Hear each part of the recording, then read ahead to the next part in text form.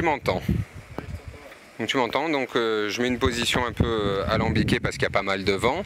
Alors présentation des listes. Nous avons ici la liste, comme son nom l'indique, ex à gauche, avec nos trois jolis pin-up, nos trois jolis candidats.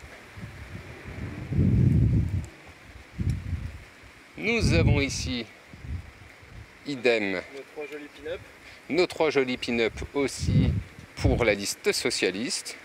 Donc alors, on va dire quand même, on a rencontré Nathalie Lecomte, Hélène Lecacheux, on a rencontré André Guinde, qui m'a fortement fait penser, je trouve très pagnolesque, très du sud, le padré, quoi. Alexandre Medvedovski, on n'a pas rencontré Monsieur de Peretti, qui n'a pas voulu que nous le rencontrions, puisqu'il voulait négocier les questions. Donc, Et puis j'ai appris aussi... C'est qui, lui? Alors, nous avons Alexandre Medvedovski. Mais il fait quoi, lui? Il se présente numéro 1 sur la liste du PS, l'Alliance PS Modem. C'est la tête de liste. Voilà, tête de liste. André Guinde, donc aussi PS qui le soutient. Et Monsieur de Peretti, j'ai appris depuis hier qu'il me détestait. Il est du PS? Il est du Modem. Il est du Modem. Il est du Modem. Donc il y a une liste PS Modem. Une alliance PS Modem, exactement. Et je le répète, Monsieur de Peretti me déteste. On se demande pourquoi. Je suis gentil avec lui. Je n'ai même pas pu l'interviewer, il refuse. Nous avons Stéphane Salor. Donc une liste indépendante. Avec dans sa liste, on a rencontré des jeunes très motivés, on va dire avec vraiment les pieds sur terre.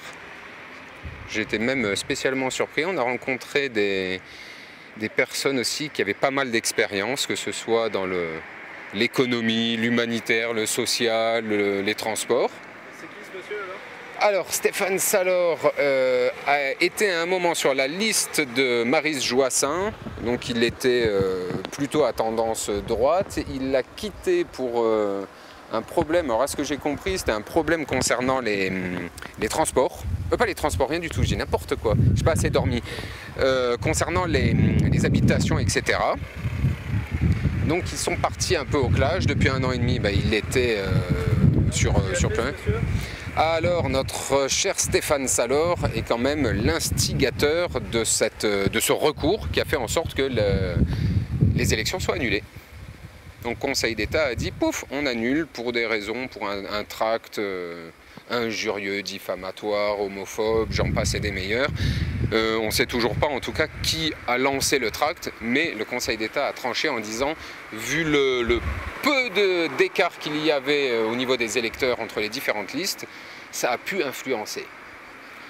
Alors ici nous avons ex-écologie avec encore une nouvelle pin-up, Hervé Guerrera. Hervé Guerrera, alors que j'ai trouvé, maintenant on ne peut pas juger sur pièce et tout, mais très intègre, très franc. C'était un discours assez ouvert. Donc qu'est-ce qu'ils veulent faire là, les Verts là? Alors les Verts, qu'est-ce qu'ils veulent faire? Eh bien en fait ils veulent faire rien de plus que les autres, mais le faire différemment. Mais c'est une petite liste, les Verts. Les Verts, c'est une petite liste, tu me dis?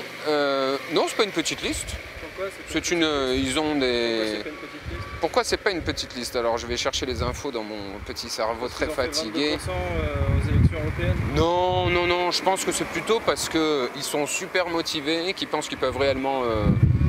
C'est bizarre, je regarde la caméra. Tiens, je préfère te regarder, j'aime pas ce truc bizarre, inquisiteur. Je disais donc...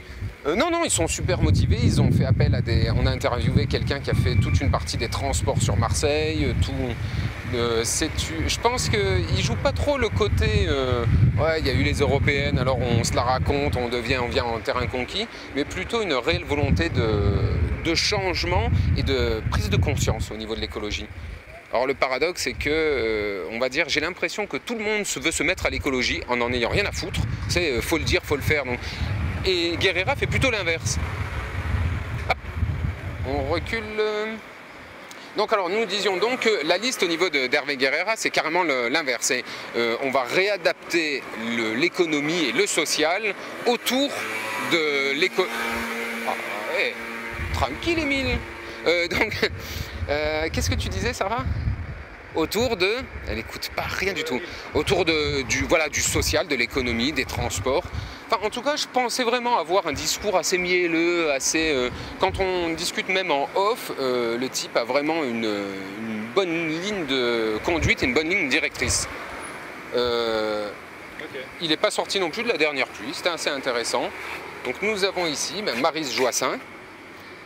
Maryse Joissaint-Massiny, donc qui est liste UMP, avec le Parti radical, Nouveau Centre, la gauche moderne. Donc alors moi j'ai du mal un peu à comprendre qui fait quoi dans tout ça. J'ai l'impression que c'est quand je dis que c'est une ville... Ouh, trop de bruit. Quand je dis que c'est... Ah, bon, on va laisser passer encore une autre petite moto.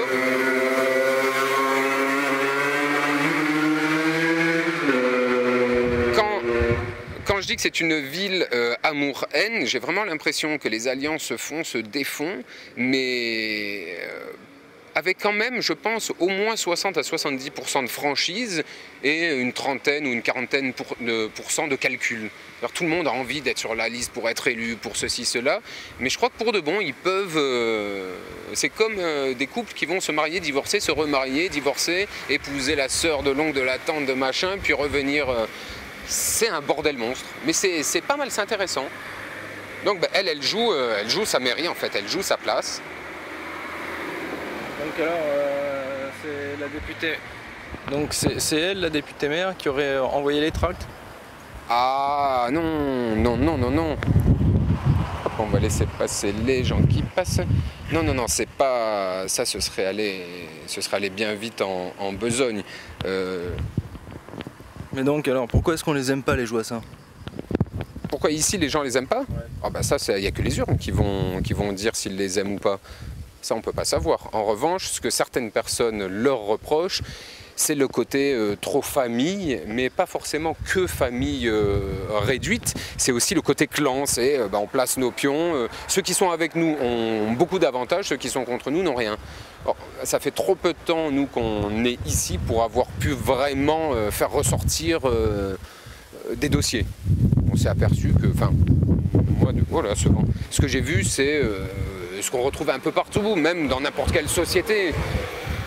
Même n'importe quelle société privée. À voir. De toute façon, on a encore une semaine pour faire nos petites investigations. On va voir ce que ça donne. Mais en tout cas, sur chaque personne, je dirais que j'ai été étonné entre les rumeurs et la réalité.